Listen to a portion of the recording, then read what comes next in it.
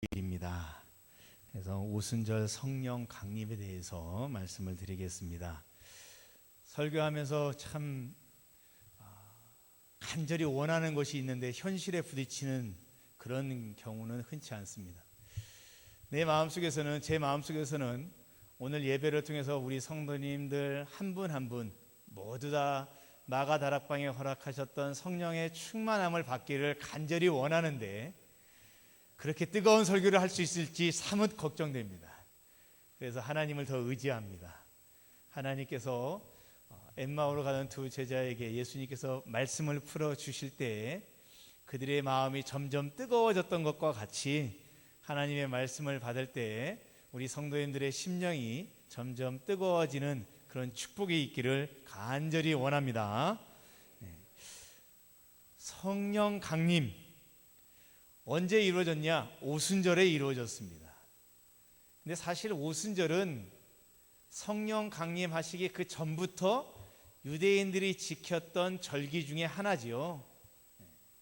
근데 그 오순절에 특별히 성령님이 그날에 또다시 강림하셨다는 것은 이전에 있었던 오순절과 그리고 이 마가다락방에서 시작했던 오순절이 뭔가 같은 의미가 있으니까 그곳에 임하신 것이죠.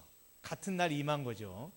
전혀 생뚱맞은데 그냥 아무 날이나 의미 없이 성령님이 임재하셨다라고 볼 수 없습니다. 오순절이 과연 어떤 날이길래 성령님께서는 이 날에 특별히 이 오순절에 임하셨을까? 오늘 그것을 살펴보면서 은혜를 받기를 원합니다. 여러분, 먼저 오순절은 농업적 배경으로 살펴볼 수 있습니다. 유월절 이후 첫 안식일 그 다음 날로부터 7주가 지난 다음 7주니까 77에 49 49일이 지난 다음 날이 오순절입니다. 그래서 그 50일째 되는 날, 정확한 원어적인 뜻은 그 50일째 되는 날, 우리는 이것을 한자를 써서 오순절이다라고 표현을 합니다. 유대인들은 이때 무엇을 지냈냐면 맥추절로 지냈어요. 그때 보리 수확을 했습니다. 그러니까 유대인들은 이 오순절이 맥추절로 드려졌고, 맥추절이 결국 뭡니까? 그 보리 수확, 첫 수확을 한 것에 대한 감사의 시간이었어요. 우리로 치면 추수감사절과 비슷하겠죠. 근데 또 추수감사가 또 있기 때문에 따로 있기 때문에 또 다른데, 이 보리를 수확하는 날을 기쁨 기념해서 드리는 절기였고, 그래서 유대인들은 이 첫 수확한 보리로 떡을 만들어서 여호와께 소제를 드리고 또 성회로 모여서 축제처럼 보내는 날이 이 맥추절이었어요. 오순절의 다른 말 맥추절. 그래서 농업적 배경으로 보면 보리 수확을 통해서 하나님께 감사드리고 축제로 드리는, 성회로 드리는 날이 오순절입니다. 역사적 배경으로 보면 이스라엘에게는 유월절이 먼저 있었죠. 유월절 다음이 오순절이 다가오는데, 유월절은 이 애굽으로부터 이스라엘 민족이 자유함을 얻은 날, 그걸 기념하는 날이죠.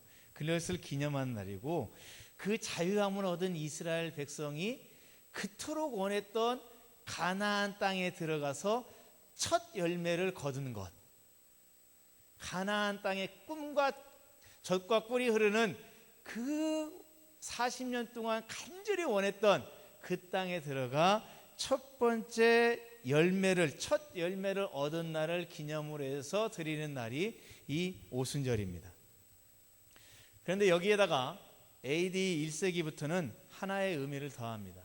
창세기 19장에 보면 모세가 하나님 앞에 나아가서 십계명을 받으면서 하나님과 이스라엘 백성 간의 언약을 체결하는데, 그 십계명을 받은 날이 정확히 50일째가 되어집니다. 그래서 그날이 오순절 행사로 드려지게 됩니다. 그러니까 가만히 생각해 보면 농업적인 의미가 있고, 역사적 의미로는 가나안 땅에 들어가는 첫 번째 거둔 소득, 그리고 모세가 하나님 앞에서 율법을 받으며 언약을 체결한 날이 되어집니다. 저는 모세가 하나님께로부터 언약을 받은 날의 의미가 제 신학적으로는 가장 중요하다라고 보여집니다. 왜냐하면 여러분, 모세가 율법을 받아서 하나님과 이스라엘이 언약 관계가 형성됐어요. 그리고 돌판에 새겨진 하나님의 말씀을, 그 전까지는 말씀이 없었지요. 입에서 입으로 전달되어지는 구술되는 거였어요. 근데 그때 돌판이 새겨지면서 하나님의 말씀이 길어서 기록이 되어집니다. 근데 여러분, 그날의 오순절이었다면 오늘 마가다락방에서 성령님께서 임재하심으로 어떻게 바뀝니까? 이제 하나님께서 또다시 우리와 언약을 체결하시는데, 이제는 돌판에 새기는 말씀이 아니라 우리의 신비에 새기는 하나님의 말씀을 주십니다. 또 이스라엘과 하나님께서 언약을 체결할 때는 왕과 백성의 관계였어요. 그래서 이스라엘 백성 가운데 왕은 하나님이세요. 사사기 시대를 거쳐서 왕을 세우려고 할 때 하나님께서 그래서 그것을 아주 싫어하셨죠. 이스라엘의 왕이 없어서 그러느냐, 내가 너희의 왕이다 라고 말씀하시죠. 철저하게 언약을 체결하고 난 이후에 하나님과 이스라엘 백성은 왕과 백성의 관계였습니다. 그런데 여러분, 오순절 성령님이 임재하시면서 바뀝니다. 어떻게 바뀝니까? 이제는 하나님은 나의 아버지 되시고 나는 하나님의 자녀가 되어집니다. 왕과 아버지의 관계는 같지만 우리에겐 더 친근합니다. 왕은 권위도 있고 힘도 있고 능력도 있지만 왠지 나하고는 조금 멀리 거리감이 있습니다. 사실 왕궁에 거하죠. 하지만 우리 아버지는 어떠합니까? 나와 함께 하는 겁니다. 나와 함께 사시는 거예요. 아버지는 나랑 함께 살고 함께 일어나며 함께 생활하며 함께 먹는 분이세요. 성령 하나님은 나와 함께 하시는 분이에요. 요한계시록 3장 20절에 보면 볼지어다 내가 문 밖에 서서 문을 두드리노니 누구든지 내 음성을 듣고 문을 열면 내가 그로 더불어 먹고 그는 나로 더불어 먹으리라. 하나님이 이제 나와 함께 하시는 거예요. 이게 놀라운 변화지요. 이 놀라운 변화를 보여주신 것입니다. 이렇게 놀라운 변화를 보여주는 이 구속사적으로 중요한 절기가 바로 오순절인데요. 제자들은 예수님께서 말씀하신 대로 말씀 한번 보여주세요. 사도행전 1장 4절과 5절 말씀 보여주시기 바랍니다. 사도행전 1장 4절과 5절 말씀을 보면, 예루살렘을 떠나지 말고 내게서 들은 바 아버지께서 약속하신 것을 기다리라. 요한은 물로 침례를 베풀었으나 너희는 몇 날이 못 되어 성령으로 침례를 받으리라. 예수님께서 이 말씀을 하셨어요. 두 가지죠. 예루살렘을 떠나지 말고 기다리라. 뭘 기다립니까? 성령을 기다리라. 두 가지예요. 근데 제자들은 이 말을 하나는 이해했는데 하나는 이해가 안 됐어요. 그래서 예수님께 묻습니다. 사도행전 1장 6절에 보면 이렇게 묻습니다. 예수께 여쭈어 이르되 주께서 이스라엘 나라를 회복하심이 이때니까. 이스라엘 나라를 회복하심이 이때입니까?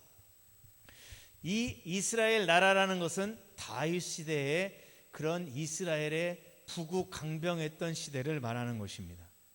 제자들이 이때 다윗 시대와 같은 부국강병한 나라를 원하는 이유는 딱 한 가지입니다. 예수님께서 다윗과 같이 왕이 되어주시고 다윗 왕국과 같은 강맹하고 부흥하는 그런 나라를 만들었을 때 그 오른편에 그 왼편에 서고 싶었던 것입니다. 그래서 마태복음 20장에 보면 야고보와 요한의 어머니가 와서 주여, 하나는 내 아들을 주님의 나라에 주님의 오편에 오른편에 하나는 왼편에 서게 하여 주시옵소서라고 간청합니다. 그러자 예수님이 네가 구하는 것이 무엇인지 알지 못하는구나 라고 말씀하셨는데, 제자들은 오히려 야고보와 요한을 향해서 분하게 여겼어요. 왜냐하면 예수님께서 이스라엘 나라, 다윗의 나라를 회복하실 때 내가 그 오른편에 서고 싶었는데, 지금 야고보와 요한의 어머니가 그 자리를 지금 예수님께 청하니까 내 자리를 뺏기겠구나라고 생각하고 분하게 여긴 거예요. 그러니까 제자들은 철저하게 예수님이 오셔서 만드실 하나님의 나라를 철저하게 다윗 나라, 다윗의 때와 같은 나라로 생각했던 거예요. 그래서 이 제자들이 잘못 알고 있었던 것이죠. 제자들이 잘못 알고 여기니까 예수님께서는 이 잘못된 이 제자들을 향해서 너희들이 그것을 잘못 알고 있다라고 말씀하시면서 너희들이 그것에 마음을 품을 게 아니라 너희들이 관심을 갖고 마음을 품어야 할 것이 있다라고 말씀해 주십니다. 사실 예수님께서 제자들에게 너희가 관심을 갖고 마음에 품어야 할 것은 이것이다 라고 말씀해 주시는 것은 오늘 우리에게도 동일합니다. 오늘 우리도 예수님을 나의 주님으로 섬기고 예수님을 따르는 제자요, 예수님의 백성이요, 예수님의 성부 하나님의 자녀가 되어졌습니다. 그런데 우리가 예수님을 믿는다 하면서 내가 관심을 갖고 마음에 품어야 할 것이 분명히 있는 거예요. 예수님은 제자들이 육신적이고 물질적인 것에 관심을 갖고 있는 그 모습을 보면서 그게 아니다라고 말씀하시면서 뭐라고 말씀하셨냐면 너희가 관심 갖고 마음에 품어야 할 것은 이것이니라 라고 말씀하신 것이 계속해서 예수님의 대화에서 이어지는데 1장 8절에 나타나고 있습니다. 오직 성령이 너희에게 임하시면 너희가 권능을 받고 예루살렘과 온 유대와 사마리아와 땅끝까지 이르러 내 증인이 되리라 하시니라. 성령님이 임하시면 이렇게 된다. 너희가 관심 갖고 마음에 품어야 할 것은 그것이다 라고 말씀한 거예요. 여러분, 오늘날에도 그리스도인이라 하면서도 제자들처럼 주님께서 나에게 주실 것에 대해서만 관심 갖고 있는 성도들이 있습니다. 그런 제자들과 같은 성도들을 향해서 오늘 주님은 뭐라고 말씀하시냐면 성령님이 임재하시면 너희의 그 육적이고 물질적인 관심이 변화해서 이제 너희가 관심 갖고 마음에 품어야 할 것은 이것이다, 이것으로 변할 것이다 라고 말씀하시는 거예요. 그게 뭐냐면 성령님이 임하시면 너희가 땅끝까지 이르러 내 증인이 될 것이다 라는 것입니다. 하나님을 믿기 때문에 성령님이 임재하시면 그렇게 될 것이다 라고 말씀하시는 거예요. 여러분, 지금 예수님께서 이 말씀을 하시기 전까지 유대의 역사를 살펴보면 유대인들이 그토록 원하고 그토록 간절히 원했던 메시아는 다윗의 나라를 다시 회복시킬 그런 메시아로 보았습니다. 그 다윗의 나라는 어떤 나라입니까? 하나님께서 왕으로 세웠지만 엄격하게 바라본다면 어떤 수단과 어떤 방법으로 이루어졌습니까? 칼과 하나님의 허락 안에서 칼과 물질로 이루어진 나라입니다. 그래서 유대인들이 다윗의 때가 회복되어진다라는 것은 부국 강병, 나라는 튼튼하고 강하며 이웃의 외적으로부터, 이웃 국가로부터 침입을 받지 않는 강맹한 나라, 그리고 부함이 있는 나라, 경제적 부함이 있는 나라, 그걸 꿈꾸고 있었지요. 그런데 예수님께서는 이제 이 오순절에 제자들에게 말씀하실 때 이제 더 이상 그런 나라가 아닌 새로운 나라가 시작된다. 하나님의 나라다. 그리고 그 하나님의 나라는 성령님이 오심으로 시작될 것이다 라고 말씀해 주신 거예요. 근데 그것을 제자들이 알 턱이 없지요. 이해할 턱이 없습니다. 이해할 턱이 없는데 제자들이 아는 건 딱 하나예요. 예루살렘을 떠나지 말고 기다리라 라는 거였어요. 이것은 이해하기 쉽잖아요. 무슨 일이 일어날 것인가는 이해를 할 수 없어요. 하지만 떠나지 말라라는 말은 이해가 되어져요. 그러니까 제자들이 순종했어요. 그들이 모여서 순종해서 그 남은 기간 동안에 예루살렘을 떠나지 않으면서 한 것이 무엇입니까? 기도하는 거였지요. 기도하는 거였어요. 저는 이것이 중요하다고 생각합니다. 때로는요, 이해가 되지 않는데도 하나님께서 자꾸 나를 이끄실 때가 있어요. 사람은 본능적으로 이해가 되어야 따라가기 쉽습니다. 이해가 되어야 행동하기 쉬워요. 하다못해 아들이 와서 저에게 돈 10,000원만 주세요 라고 할 때 뭐 했을 거니? 라고 물어봐야, 그리고 무엇에 쓸 건지, 친구들이랑 지난번에 친구가 하나 샀는데 제가 이번에 친구를 한번 사줘야 될 것 같아요. 그럼 대답. 아니면 문제집을 사야 될 거예요. 그런 대답. 하나님 앞에 예물 드리려고요. 그러면 그런 대답. 얼마나 기쁘게 돈이 나갑니까? 근데 게임에 쓰려고요. 그러면 어떤 부모가 기쁘게 나아가겠습니까? 우리는 이해가 되어져야, 그리고 그것이 내 마음을 기쁘게 해야 쉽게 되는 거예요. 행동이 따라가는 거예요. 근데 이해가 안 되면 따라가기가 쉽지 않습니다. 행동하기가 쉽지 않아요. 목회자도 교회를 이끌어갈 때 우리 성도님들을 자꾸 이해시켜야 됩니다. 그래서 자꾸 만나고 대화하고 같은 꿈을 품어야 돼요. 이 코로나 때문에 이게 안 되는 게 참 안타깝습니다. 이해가 돼야 쉬워요. 근데요, 성령 하나님께서는 가끔 우리를 자꾸 내 발걸음을, 감동을 자꾸 주시는데 이해가 안 돼요. 그럼 어떻게 해야 됩니까? 이해가 안 돼도 우리는 순종하지요. 예수님의 제자들도 이해가 안 되지만 순종했어요.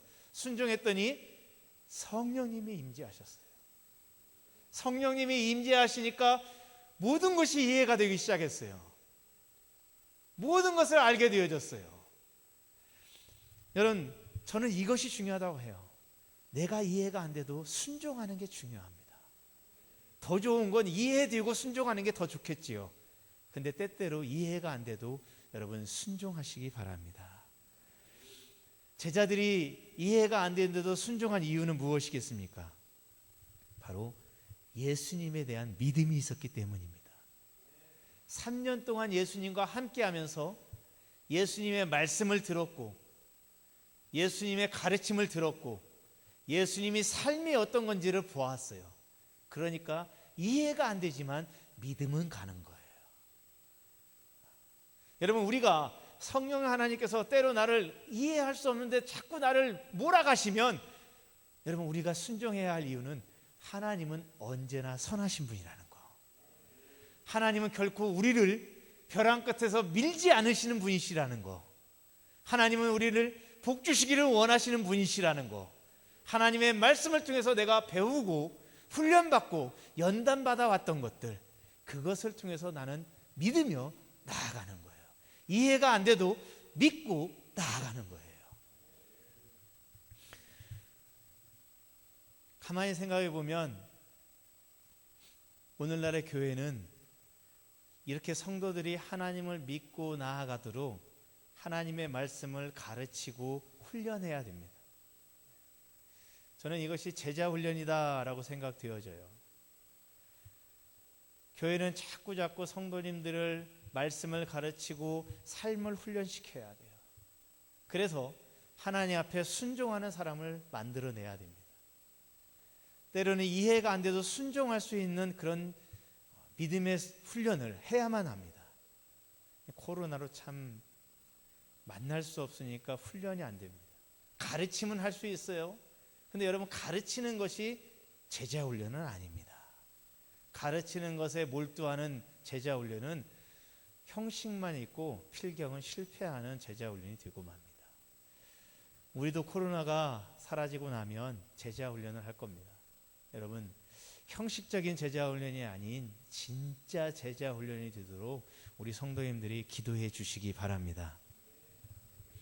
지금 우리는 코로나 시대를 살아가고 있습니다. 이 시대를 분별하는 여러 가지 방법이 있는데, 어떤 사람이 시대를 이렇게 분별하는 것을 보았습니다. 예수 그리스도를 중심으로 비포 그리스도, 애프터 그리스도, 예수 전과 예수 후다라고 그렇게 시대를 구분하는 것처럼 코로나 이전과 코로나 이후 시대다라고 구분하는 신학자들이 많습니다. 왜 그럴까요? 그만큼 코로나 이후로 변화가 있을 것이다 라는 것입니다. 코로나 이전에는 우리 기독교 신앙은 온전히 예배당 중심의 예배 중심의 신앙이었습니다. 코로나 이후에도 예배당 중심과 예배 중심인 것은 변하지 않을 것입니다. 그 중요와 그 중심과 그 핵심은 변하지 않을 거예요. 하지만 여러분, 그 방법은 달라질 수 있습니다. 이제까지 우리가 경험해 보지 못한 시대를 만나게 될 것이다. 이전 생각과 이전 생활 풍습과는 전혀 다른 새롭게 변한 시대를 만나게 될 것이다 라고 전문가들은 말합니다.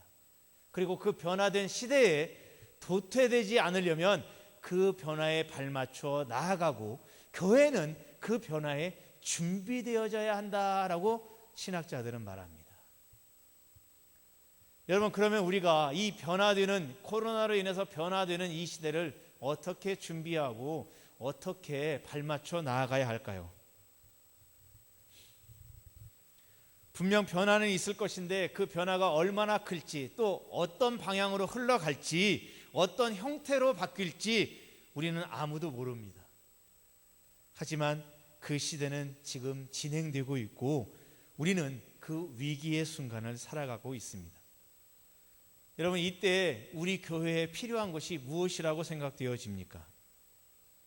저는 이렇게 중차대한 변화의 시기에 필요한 것은 바로 성령님의 임재다라고 생각되어집니다. 예수 그리스도가 이 땅에 오심으로 인해서 새롭게 시작된 하나님의 나라에 대해서 성령 하나님이 임재하심으로 그 나라의 중심과 변혁의 주체가 되어서 나아갔던 것처럼 우리는 예수 그리스도가 다시 오실 그날, 세상 사람들이 말하는 말세의 그날, 재림의 그날까지 우리가 나아가야 할 것, 그건 바로 성령 하나님의 임재 안에서 나아가야 한다라는 것입니다. 성령 중심의 예수님께서 오셨을 그때에는 유대인들의 신앙은 성전 중심의 신앙이었습니다. 그래서 그들의 삶의 중심에는 성전이 있었어요. 솔로몬의 성전, 스룹바벨의 성전, 학개의 성전, 헤롯의 성전, 성전 중심의 삶이었습니다. 그리고 율법 중심의 삶이었습니다. 그들의 돌판에 새겨진 율법을 그렇게 그들은 강조하고 중요시 여겼습니다. 그런데 예수님이 오시고 난 뒤에는 어떻게 바뀝니까? 이제 그 성전이 아닌 예수 성령 하나님이 내 안에 들어오셔서 성전된 내 육체, 내가 중요한 시대가 되어졌습니다. 그리고 이 변화는 예수 그리스도가 시작했고 그 변화의 흐름에는 성령 하나님이 오심으로 그 모든 변화와 변혁의 주체가 되어 주셨습니다. 여러분, 오늘 우리도 동일하게 코로나 이후의 시대는 변화의 시대입니다. 그 변화의 주체는 이제는 성령 하나님의 역사 안에서 이루어지는 새로운 시대가 또다시 올 것이라고 저는 믿습니다. 오늘날 코로나 시대를 살아가는 이 변화의 순간이 마치 예수님이 오셨던 그 시대, 그리고 성령 하나님께서 마가다락방에 임재했던 그 시대와 너무나 흡사하지 않습니까? 또 다른 변화의 시작이 또 있을까요? 사실 성경에는 이 코로나와 관련된 내용은 저는 없는 것 같습니다. 예수님이 한번 오시고 그 이후에는 재림의 때가 있습니다. 그 중간길을 살아가는 우리에게는 결코 우리가 붙들어야 할, 꼭 붙들고 변하지 않아야 할, 그리고 핵심 진리를 지켜가야 할 것들이 분명히 있는 것입니다. 저는 오늘 그 모습을 오늘 본문에 있는 마가다락방에 임재하셨던 성령님의 임재 사건에서 그것을 찾기를 원합니다. 첫 번째는 급하고 강한 바람 같은 소리입니다. 바람이라고 말하고 있습니다. 바람은 어디서 불어서 어디로 가는지 우리는 알지 못합니다. 일기예보에서 바람이 동남쪽에서 불겠다라고 예고하지만 그 바람의 정확한 시작은 명확하게 알지 못합니다. 예수님도 요한복음 3장 8절에서 이렇게 말씀하셨습니다.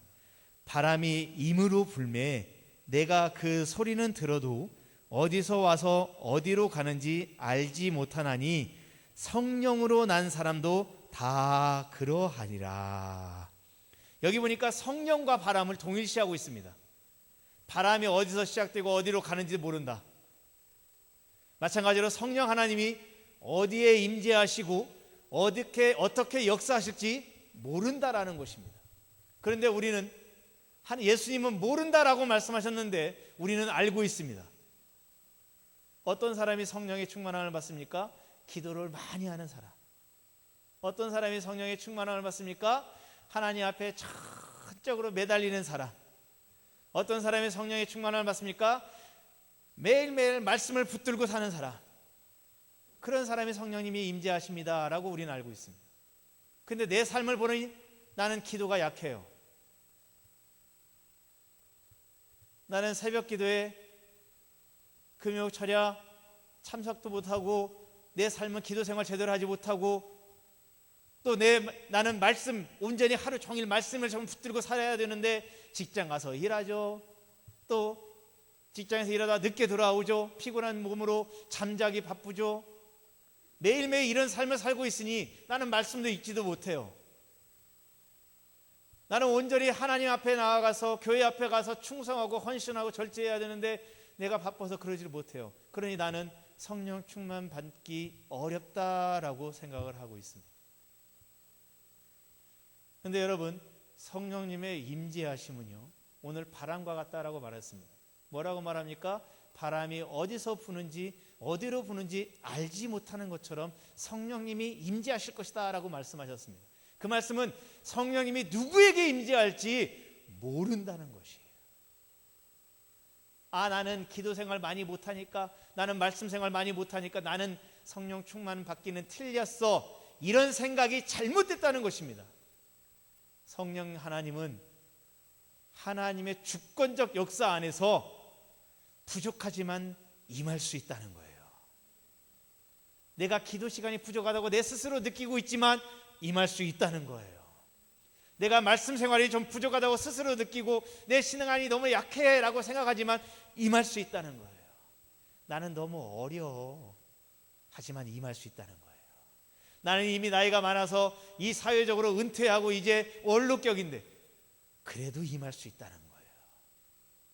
나는 육신이 힘들고 병들고 힘이 없는데 뭔가 하려고 해도 재물이 부족한데 그래도 임할 수 있다는 것입니다. 바람이 어디에서 시작되는지 모른다는 것이죠. 누구에게 성령님의 임재하실지 모른다는 거예요. 제가 아는 단 한 가지는 그 성령님을 사모하는 사람에게는 분명히 임할 것이고, 사모하지 않는 사람, 자포자기하는 사람, 포기하고 사는 사람에게는 임하지 않을 것입니다.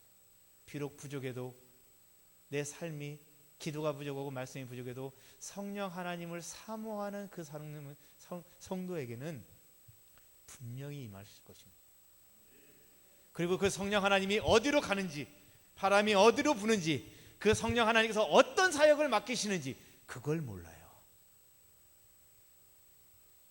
나는 선교사가 되고 싶습니다 하는데 우리 성령 하나님은 너는 보내는 선교사가 되어라 할지 몰라요. 나는 보내는 선교사가 되고 싶은데 너는 가는 선교사가 되어라 라고 할지도 모릅니다. 어떻게 부느냐, 어떻게 불지 몰라요.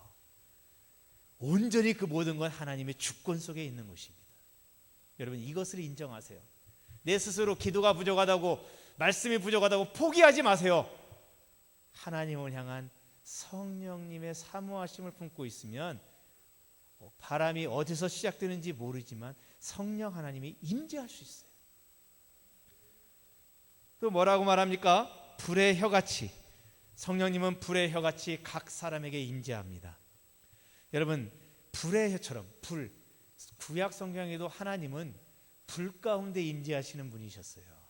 출애굽기 19장 18절에도 보면 시내 산의 연기가 자욱하니 여호와께서 불 가운데서 거기 강림하십니다. 불 가운데서 하나님께서 강림하셨어요. 불 가운데서 성령 하나님이 강림하시는 거예요. 근데 여러분, 특징이 있습니다. 이 성령 하나님은 한 성령 하나님이에요. 한 성령이 여러 사람에게 나타난 거예요. 각 사람에게 따로따로 성령님이 임재하는 것. 여러분, 이 말이 맞으면서도 틀립니다. 한 성령님이 각 사람에게 임하신 거예요. 각기 다른 성령님이 각기 다른 사람들에게 임하는 게 아니에요. 여러분, 이것이 무엇을 말하고 있는지 아십니까? 그것은 주 안에서 합력하여 선을 이루라는 것이에요.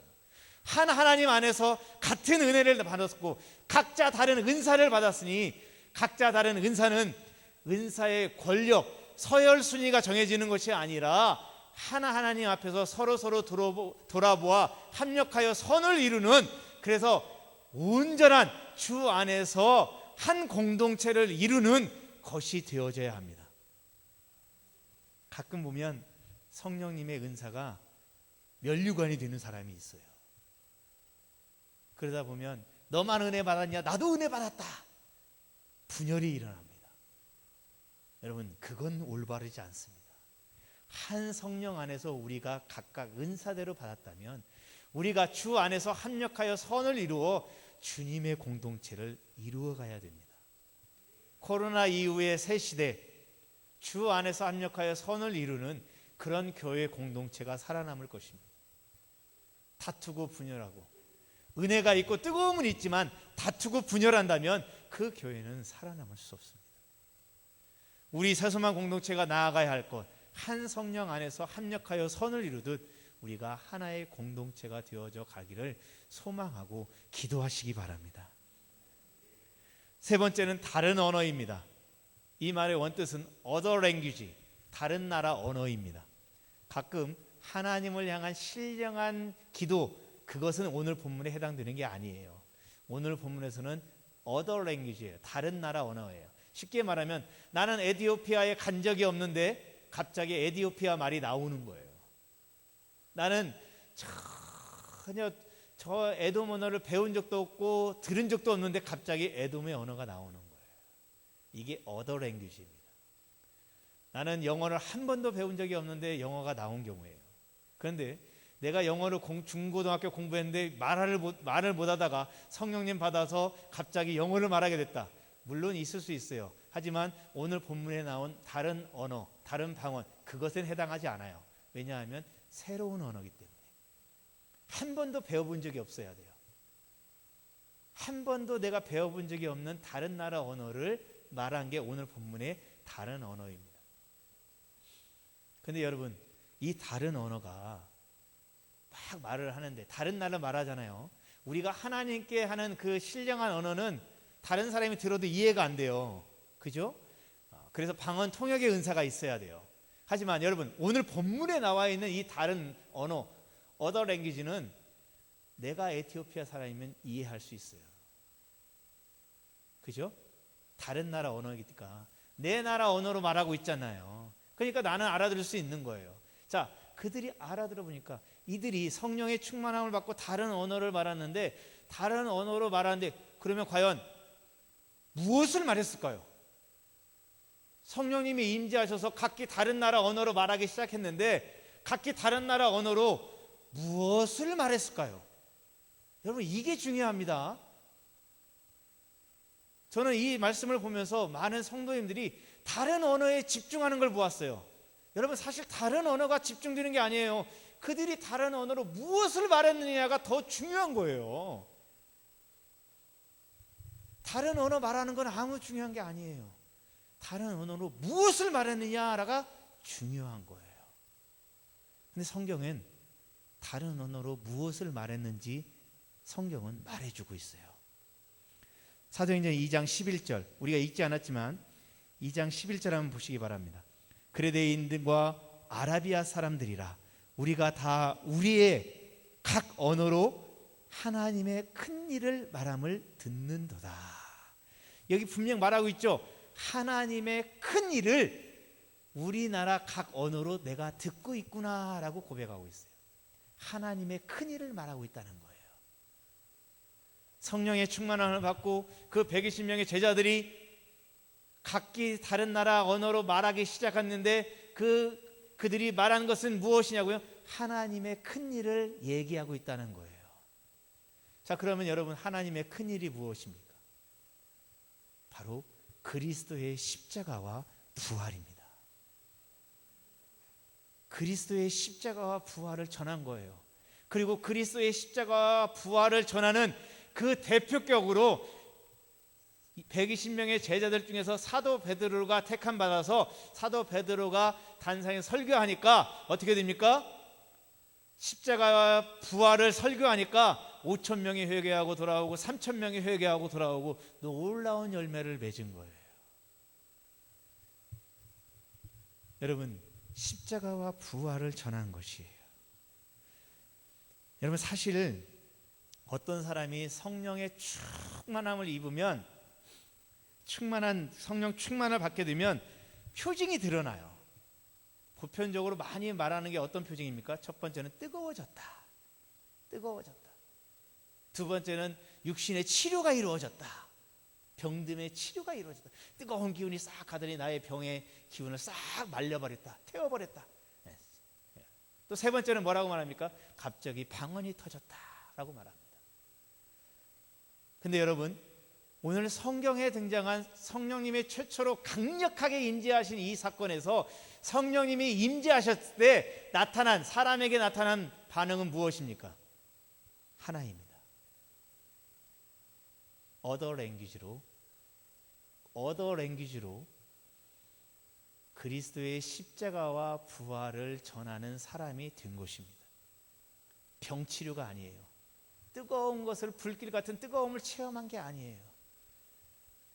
근데 오늘날 우리 많은 그리스도인들은 성령 충만을 간절히 사모하면서, 성령 충만을 간절히 기도하면서 무엇을 원합니까? 뜨거운 걸 받기를 원합니다. 나의 육신의 병치료함을 받기를 원합니다. 은사 받기를 원합니다. 근데요, 정작 중요한 게 빠졌잖아요. 뜨거움 받고 열정이 회복되는 거 중요합니다. 병이 고침받는 것도 중요해요. 방언의 은사들이 나타나는 거 중요해요. 근데 그것들은 무엇을 위해서 나타나야 됩니까? 하나님의 큰일, 그리스도의 부활과 죽으심과 부활에 대한 큰일로 나타나야 되는 거예요. 근데 우리는 그리스도의 죽으심과 부활을 알지만 거기에서 멈춰요. 예수님은 뭐라고 하셨죠? 성령님이 너희에게 임하시면 너희가 권능을 받고 예루살렘과 온 유대와 사마리아와 땅끝까지 이르러 내 증인이 되리라 하시니라. 여러분, 내가 성령님 받았으면 나는 무엇이 되어져야 돼요? 예수님의 십자가와 부활을 전하는 사람이 되어져야 되는 거예요. 성령님이 이 땅에 오신 목적이 바로 그거예요. 그렇게 내가 하나님의 큰일, 십자가와 부활을 전함으로 인해서 이제 본격적으로 그들을 통해서, 십자가와 부활을 통해서 거둬들인 열매들이 교회가 되어졌잖아요. 그래서 교회가 시작된 거잖아요. 여러분, 이 코로나 시대에는 새로운 시대이기 때문에 우리도 이 새로운 시대에 맞춰 성령님의 임재가 필요합니다. 그 성령님의 임재를 받아서 우리가 새로운 교회를 만드는 것은 아니에요. 하지만 이 성령님의 임재를 통해서 이 새로운 시대에도 우리는 하나님의 큰 일을 전해야 됩니다. 하나님의 큰 일을 통해서 열매를 거두어야 돼요. 그리고 그 거둬들인 열매들은 하나님께서 하나님의 공동체로 만들어갈 것입니다. 복음의 전달의 방법들은 달라질 수 있을지 모릅니다. 하지만 그 핵심은 변하지 않습니다. 예수님이 다시 오실 그날까지 이 핵심은 변하지 않아요. 이 변화의 시대에 우리가 해야 할 일이고, 새롭게 변화된 시대를 준비하는 일이 바로 이것입니다. 우리가 결코 누워서도 안 되고 놓쳐서도 안 되는 가장 새로운 시대의 핵심이 되어져야 할 그 내용, 그것은 바로 예수님의 십자가와 부활인 것입니다. 우리가 십자가와 부활을 붙잡았을 때 하나님은 이 코로나 시대를 능히 극복할 수 있는 능력과 은혜와 권세를 주실 것입니다. 마가 다락방에 모여든 120명의 제자들은 로마로부터 생명의 위협을 당하고 있는, 그래서 로마의 창과 칼이 무서워서 밤중에 숨어들을 수밖에 없는 그런 모습이었지만, 그들이 성령의 임재하심을 받고 난 뒤에는 어떻게 됩니까? 오히려 자신들을 공격하던 로마를 변화시키고 로마를 복음화시키고 온 땅끝까지 복음이 전파되어져 그 복음이 오늘날 우리에게까지 임하게 되지 않았습니까? 마찬가지입니다. 코로나 이후에 시대가 변하고 세상이 변하면서 동시에 우리를 향한, 그리스도인들을 향한 공격은, 무시는, 유혹은, 외면함은 더 심해질 것입니다. 어쩌면 로마의 창과 칼처럼 우리를 향하고 있을지도 모릅니다. 그때 우리가 무엇을 해야 됩니까? 성령님의 임재를 받아서, 성령님의 임재를 받아서 하나님의 큰일, 십자가와 부활을 우리는 증거할 때, 오히려 우리를 향하던 그 로마의 창과 칼은 복음화될 것이고 꺾이게 될 것이고, 우리는 하나님 앞에 존귀하게 쓰임받는 그런 성도, 그런 교회가 될 것이라 믿습니다. 이 변화의 시대에 우리에게 필요한 것은 성령님의 임재입니다. 여러분, 이 성령님의 임재를 사모하시기 바랍니다. 나는 안 돼 하고 포기하지 마시고, 하나님, 비록 내 모습이라도 원하시면, 비록 나약한 나라도 원하시면, 주님께서는 약한 자를 들어 강하게 쓰시는 분이시오니, 주님, 나에게 성령을 부으시고 나에게 권능을 주시고, 하나님, 주님의 일에 나를 사용하여 주시옵소서라고 간청하며 간구하며 소망하며 나아가는 저와 여러분들이 되시기를 주님의 이름으로 권면의 말씀을 드립니다.